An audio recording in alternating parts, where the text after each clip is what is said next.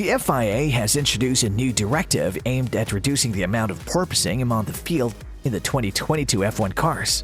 The measure, which was implemented to improve on-track action and passing, has forced teams to change their car aerodynamics and suspension settings. The directive has come under criticism from some drivers who claim that it has made the cars too challenging to drive, but the FIA remains steadfast in its decision. Max Verstappen has argued that it's wrong to introduce yet another rule mid-season, especially when some teams have been better able to manage the issue. Verstappen also said that the current rules already restrict the amount of porpoising in the cars enough that it doesn't make much difference, and it's wrong to impose yet another set of rules. It remains to be seen whether the new directive has the desired effect of making the cars less exciting to watch, but at least for the time being, drivers are being told to get used to the new rules. F1's new aero regulations for 2022 mean downforce is predominantly generated by airflow under the car rather than the traditional method of producing it by pushing air through the vehicle. The regulations were introduced to reduce the amount of porpoising, the characteristic gyrating movement of an F1 car when it reaches top speed. But a side effect of this is that the car's natural frequency can cause resonance through the chassis, resulting in the car bouncing or porpoising down the straight. This is less exciting for viewers and also dangerous for the drivers. The FIA confirmed on Thursday afternoon in regards to the direction they had decided, in the interest of safety, to intervene with adjustments that they say should reduce porpoising. The FIA directive noted that the new aerodynamic philosophy would prevent cars from bouncing off the track and reduce the level of porpoising when they reach the top of a hill and the slip angle exceeds a set threshold. The FIA has intervened with a three-point plan to reduce or eliminate porpoising. First, body roll has been limited by adjusting the diffuser position on the car, which is part of the wing. Second, the underside of the vehicle has been redesigned to reduce the level of porpoising. Finally, the FIA has introduced a new aerodynamic philosophy to reduce the drag the cars create. This includes creating a threshold for the acceptable level of vertical oscillations, using a formula that is yet to be determined. One of the most exciting things about F1 is its ability to demonstrate what the pinnacle of motorsport can be. The cars are the fastest on the road, but also the most dangerous. The speeds, the G-forces, and the noise are all part of the spectacle, but the racing is what keeps fans hooked. Mercedes have suffered particularly badly with porpoising all season long, and Lewis Hamilton appeared to be in such discomfort after last week's Azerbaijan Grand Prix that he was struggling to get out of his W13. The purpose of this has been clear since the Baku race. Mercedes team principal Toto Wolff notably suggested that a majority of the drivers were in agreement that something needed to be done to reduce the stresses the porpoising was placing on their bodies. This directive has brought the discussion of porpoising to the forefront of the F1 conversation again, and this time the drivers have a clear direction from the FIA on how to reduce it. The current F1 drivers are widely regarded as the best in the world at what they do, but with the increased safety regulations and the increased safety consciousness of the new generation of fans, the new rules might alienate some of the most dedicated fans. It'll be interesting to see how the new regulations affect racing and whether the drivers are on board with the changes. The Federation is considering raising the cars by 10mm if they do not come within certain limits. The possibility of disqualification is being considered, as the aim is to have a safe setup. This follows the excruciating back pain suffered by Lewis Hamilton in Baku. This is supposed that the FIA has granted Mercedes a favor in the form of a new directive to try to control the amount of porpoising in the cars.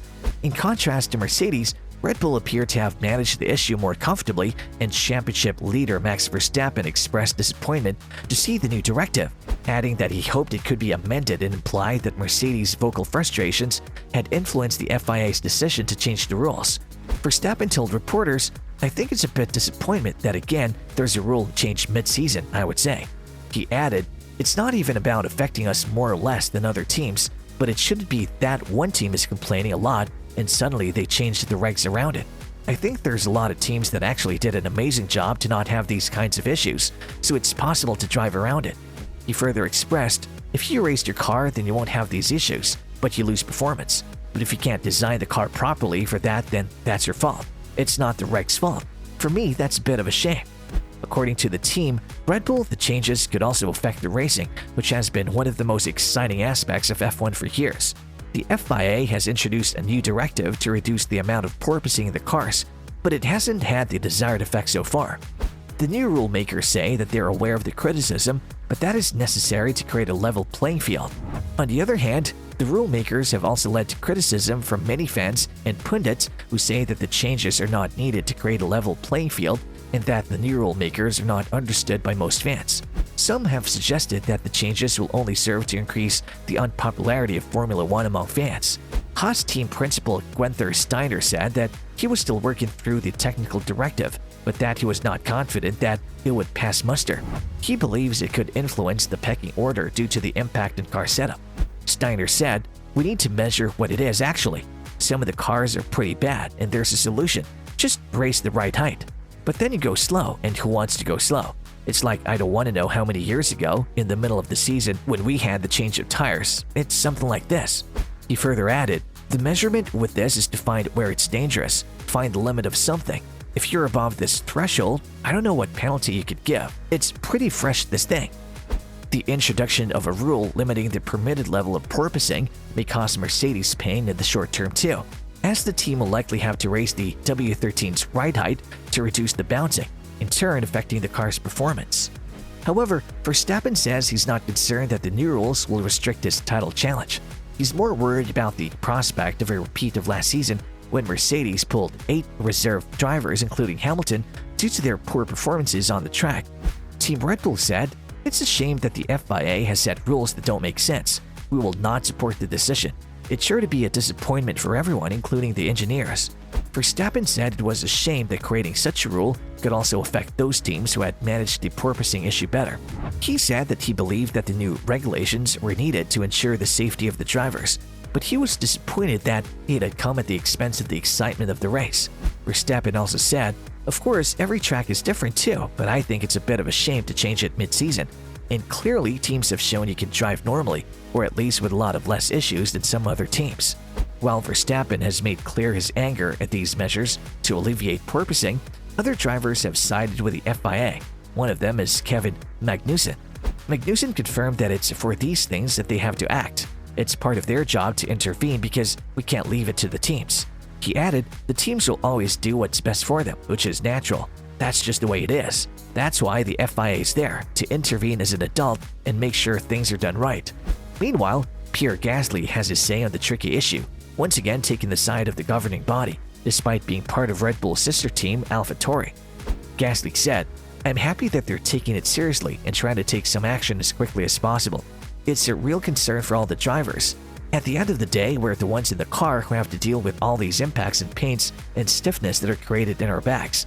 I'm happy that they got the message and reacted quickly with a proposal to solve this problem." Formula One racing is synonymous with fast cars, and fast cars have often been synonymous with porpoising. The characteristics gyrating for an F1 car when it reaches top speed has been likened to a dolphin in captivity, but the current generation of vehicles are being made to reduce the amount of porpoising in the cars. The F1 teams were forced to redesign their vehicles over the winter amid a whole host of rule changes ahead of the current season. But some teams have been unable to overcome their porpoising problems as cars have bounced up and down during races. So this is it for today's video. What do you guys think about Verstappen's comments? Are they harsh or fair?